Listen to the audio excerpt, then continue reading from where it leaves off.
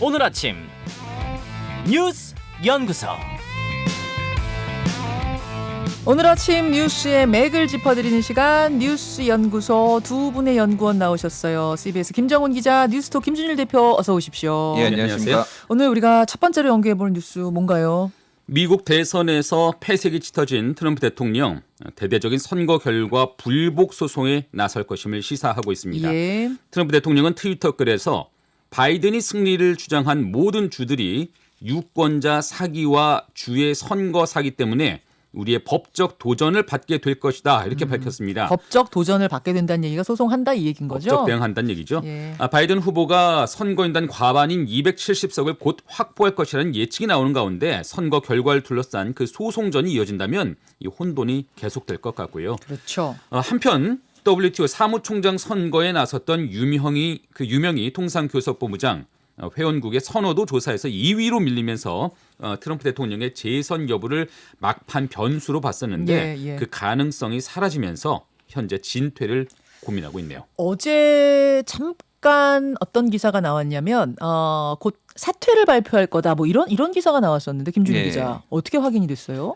일단 뭐 제목이 아름다운 퇴장을 할 것 뭐 이런 그 기사 제목 거였어요. 그랬죠. 예, 예. 그랬어요. 근데 외교부에서는 일단 어떤 방향으로도 결정된 바가 없다고 이제 반박을 했어요. 근데 사실은 설사 검토를 했다고 하더라도 정부는 이제 그렇지. 검토된 거 결정된 바 네. 없다라고 합니다. 그렇죠. 그래서 이게 기사가 사실인지 아닌지 여부는 알 수 없으나 일단은 지금 얼마나 난감한 상황인지 약간 곤란한 상황인지를 이제 엿볼 수가 있는 거예요. 맞습니다. 한마디로 얘기하면 WTO는 만장일치입니다. 전원 합의를 봐야 되는데 미국이 지금 유명희 장관을 이제 유명희 본부장을 지지를 하고 있고 유럽이나 이쪽에서는 이제 나이지리아 후보를 지지를 하고 있으니까 네, 합의가 안 되는데 문제는 지금 미국 상황이 너무 어지러운 거예요. 사실상의 대통령 부재 상태입니다. 왜냐하면은 결정을 내릴 수가 없어요. 지금 행정부가 그렇죠. 더 계속 유명희 후보를 지지를 할지 아니면 말지조차도 지금 결정을 내릴 수가 없는 네. 그런 상황이기 때문에 이게 바이든이 대통령에 완전히 당선돼서 정리가 좀 되지 않으면은 이거가 좀 장기전이 될 수 있다. 한 달 이상 갈 수도 있다. 이 상황이. 그 WTO 사무총장은 이제 곧 결정을 해야 되잖아요. 해야 되죠. 예, 해야 되는데 그 안에 바이든이냐 트럼프냐조차 정리도 안 될 것 같다 이 말씀이신 거잖아요. 그러니까요. 예, 지금 그러니까 어쨌든 미국 대선에서 행정부가 움직여야 되는 건데 그렇죠. 미국이 지금 대통령이 결정이 안 되면은 네. 아무것도 안 된다. 그래서 이게 조금 근데 얼마나 될지를 알 수가 없는데 한 달은 걸리지 않을까 최소한 이 상황이 지금 그렇게 예측이 나오고 있습니다. 예, 지금 유명희 본부장 같은 경우에는 뭐 유명희 본부장 아니 뭐 우리 정부의 입장이 좀 난처할 수도 있다고 봐요. 지금 사실은 이미 선호도 조사에서 2위로 밀린 게 뭐 분명한 사실이고요. 네.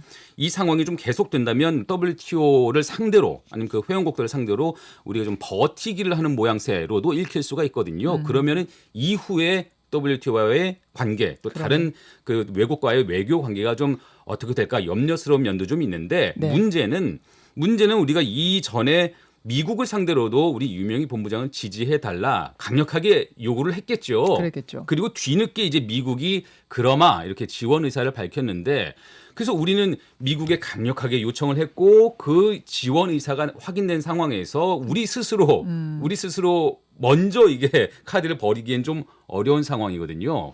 그러니까 오히려 미국이 입장을 좀 선회하면서 유명희 본부장을 놔줬으면 하는 바람도 우리가 갖고 있지 않을까 하는 생각도 해봅니다.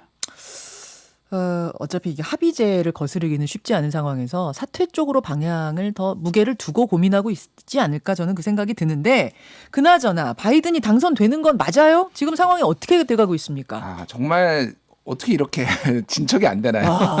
지금도 공식적인 선거인단 수는 어제랑 똑같죠. 예, 어제랑 양쪽이 똑같습니다. 스코어가 똑같죠. 이제 다만 그 핵심적인 이제 네바다주가 좀 많이 올라갔어요. 그래서 지금 89%까지 개표를 했는데요. 네.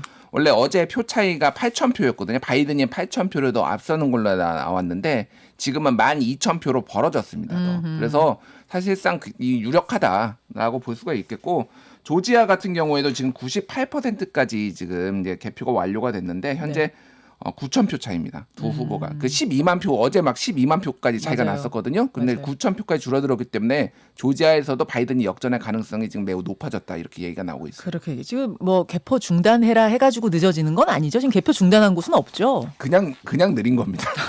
그냥 개표가 그냥 느린 건가요?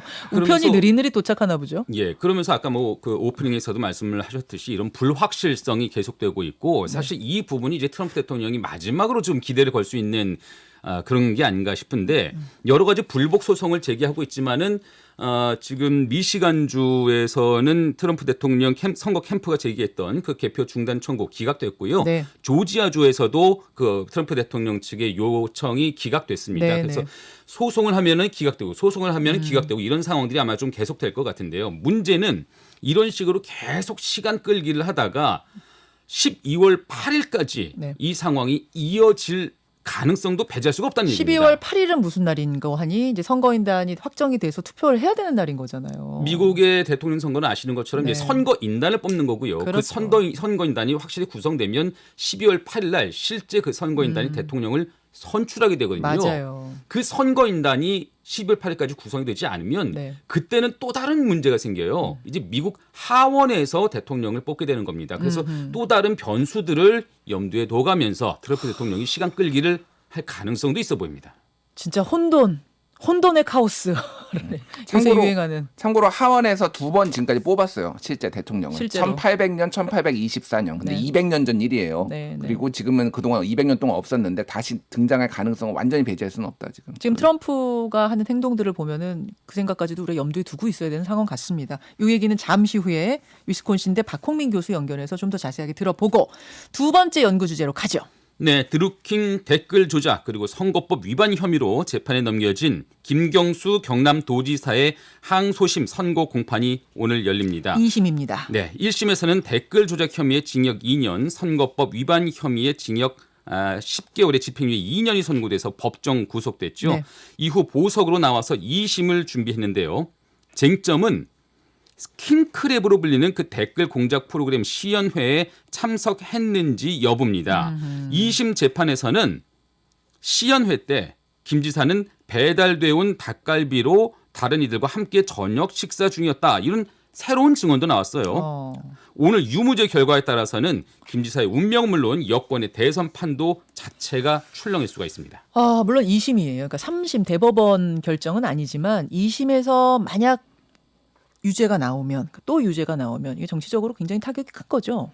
뭐 일단은 뭐 형량을 봐야 되겠지만은 벌금 100만 원 이상이면 당선 무효형이니까 일단 김경수 지사가 대법 확정 판결이 나오는 걸 기다려야 되겠지만은 경남지사를 잃을 수 있는 가능성이 있고요. 네. 일단 2심이 지금 22개월 만이에요. 1심 지난해 1월이었거든요. 엄청 한 2년이나 걸렸습니다. 오래 지금. 걸렸어요. 오래 걸렸어요. 오래 왜냐면 걸렸어요. 원점에서 다 재검토하라 재판부가 막 이런 얘기까지 해가지고 예. 그래서 얼마나 이제 치열했는지를 좀 알 수가 있고 말씀하셨다시피 1심 재판 이후에 그 변호인단이 싹 갈렸습니다. 너무 김경수 지사 측 변호인단이 싹 갈렸어요. 그래요? 너무 안이하게 대처를 싹 했다. 갈렸어요, 싹 다. 갈렸어요. 다 잘렸습니다. 한마디로 얘기하면 예. 너무 안이하게 대처를 했다. 어허. 그러면서 검찰의 이제 어떤 논리에 대해서 하나하나씩 파고든 게 이제 닭갈비예요. 그러니까 한마디로 얘기하면은 닭갈비를 가져와서 다 같이 자리에서 있었다라고 한다라면은 이거를 은밀하게 봐야 되는데 그렇게 볼 시간이 없다라는 거를 이제 증명을 하고 닭갈비 사장의 증언까지 지금 나온 거예요. 그러니까 닭갈비 식사가 왜 이렇게 이번 2심에 중요한가 저는 그게 궁금했는데 그러니까 닭갈비를 같이 이렇게 먹었다는 얘기는 은밀하게 쑥떡쑥떡 뭔가 할 시간 비밀리에 뭔가 일종의 공작을 펼 시간 같은 건 없었다 이 그렇죠. 얘기인 이제 거예요. 타임라인을 쭉 봤는데 다 같이 와서 여기서 닭갈비를 식사를 하고 근데 이거 시연회는 김경수 지사와 몇 명만 봤다라는 건데 이렇게 하는 게 충돌한다라는 게 이제 김경수 지사 측의 주장이고 검찰에서는 그래도 가져와서 먹었다라고 하더라도 할 시간이 있었다. 충분히 보여줄 시간이 있었다라는 게 검찰 주장이라서 일단 법원이 어느 쪽을 인용하는지를 봐야 될 것 같아요. 그리고 또 하나는 이제 일본 센다이 총영사를 제안했다는 혐의 이게 사실은 이제 결정적으로 이제 공직선거법 위반이거든요. 네. 일종의 매수 같은 거죠. 근데 이거 같은 경우에는 앞에 게 만약에 무죄가 나버리면은 이 공직선거법 위반도 성립이 안 되는 거예요. 그러니까 앞에 그 뭐 닭갈비와 관련되고 이제 이거가 이제 시연을 왜냐면 받느냐 안 받느냐가 이제 핵심인 거죠. 그 닭갈비를 뭐 먹었느냐 안 먹었느냐 이제 공모를 했느냐 안 했느냐 그게 왜 중요하냐면 공모를 했다는 전제가 성립이 돼야 그렇죠. 그래서 그 대가로 총영사직을 제안했다가 성립이 되니까 예. 같이 세트로 가는 거군요. 예. 맞습니다. 그래서 닭갈비가 중요하긴 한데 네. 근데 한편으로는 닭갈비를 포장해서 이게 회원들 그 당시 경공모 회원들이 회식을 저녁 자리에서 회식을 한 것 이게 사실이라고 이게 입증된다 한들 네. 김 지사가 시연회를 전후해서 회식에 동석했을 가능성도 회식은 있었고 김 지사가 회식에 전이나 후나 해서 시연회에 참석했을 가능성도 뭐 있고 이런 것들이 이제 그 특검 측의 주장이고요.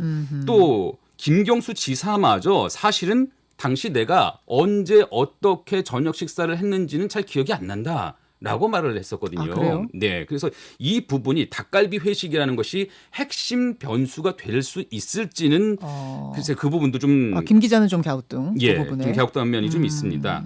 어쨌든 지금 3심은 법률심이고요. 이게 사실관계를 다루는 사실심은 오늘 최종 확정되는 셈이거든요. 맞아요. 예, 그래서 오늘이 아마 중대 고비가 될 것 같고요. 만약 무죄가 나오면은 대선의 변수가 될 수 있어요. 보통 희박해요. 이제 2심에서 3심에 뭐 한 6개월 정도 본다라면은 내년 5월 전후로 해서 나올 가능성이에요. 그러면 타임라인이 약간 애매한데 어쨌든 5월이면은 뛰어들 수도 있다. 왜냐하면 어느 정도 이제 준비가 돼 있는 거잖아요. 사실은 뭐 완전히 준비가 뭐 맨몸으로 윤석열 총장처럼 완전히 허허벌판에 단신호로 있는 건 아니니까. 그렇죠. 조직이 있죠. 조직이 네. 있기 때문에 뛰어들 가능성이 있다라고 하면은 3파전이 된다라고 하면은 소위 말하는 친문의 마음들이 뭐 친노 적자 이런 얘기들이 있잖아요. 그러면은 이제 그 뭐 이낙연 대표가 약간 타격을 받을 수도 있고 당내 경선이 어떻게 될지 모른다. 이제 이런 예측들이 좀 나오고 있는 거죠. 그런 의미에서 대선에까지 영향을 줄 수 있기 때문에 오늘 2심 결과를 중요하게 생각하는 거군요. 네, 그렇습니다. 알겠습니다. 세 번째 연구 주제로 가죠. 주택 정책 그 전반을 관리할 이른바 주택부의 신설이 검토된다고 하네요. 더불어민주당 이낙연 대표는 어제 당내 미래주거 추진단을 발족하면서 부처별로 산재한 주택 관련 정책 조직을 일원화하고 효율적인 주택 정책을 수립하고 추진하기 위해서 주택 및 지역개발부를 신설하는 방안을 검토해야 한다 이렇게 밝혔습니다.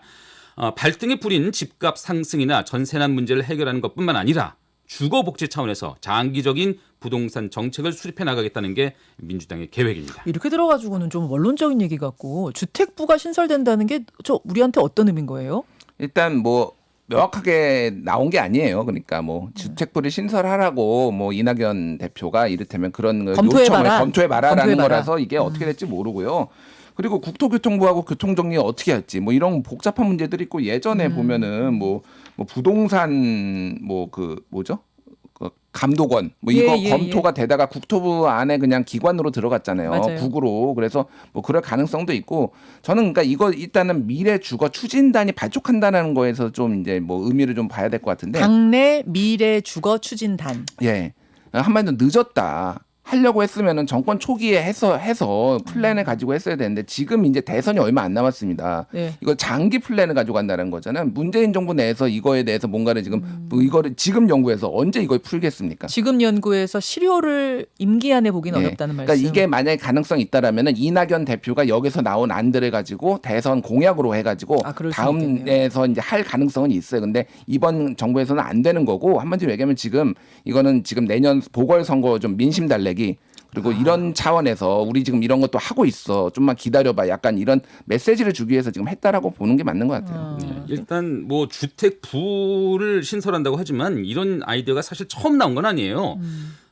열린민주당 김진애 의원 같은 경우에는 지난 8월 뉴스쇼에 출연해서 국토교통부와 지자체가 나눠 가진 주택 정책을 한 곳에서 다룰 주택청이 신설돼야 한다 이런 주장을 했었습니다. 했었어요. 주택부가 아니라 당시엔 주택청을 얘기한 민주당 아니고 열린민주당 김진애 원내대표가.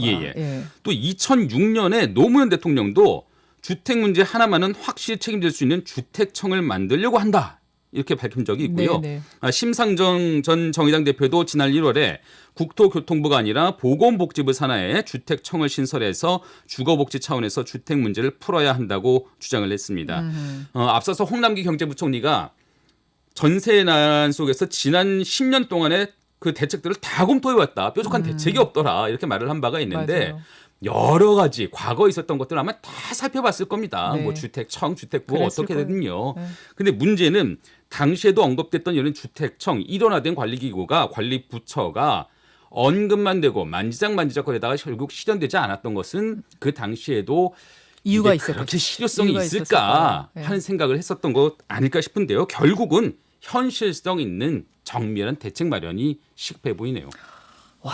그거를 모르는 사람은 없잖아요. 그렇습니다. 근데 예. 정말로 집값이 이렇게 안 잡힐 수가 있나? 모든 정권이 다 이렇게 실패할 수가 있나 싶을 정도인데 지금 전셋값이 계속 뛰고 있어서요. 지금 계속 기록을 세우고 있는 상황이어서 하여튼 대책이 나오긴 나와야 됩니다. 두 분 수고하셨습니다. 감사합니다.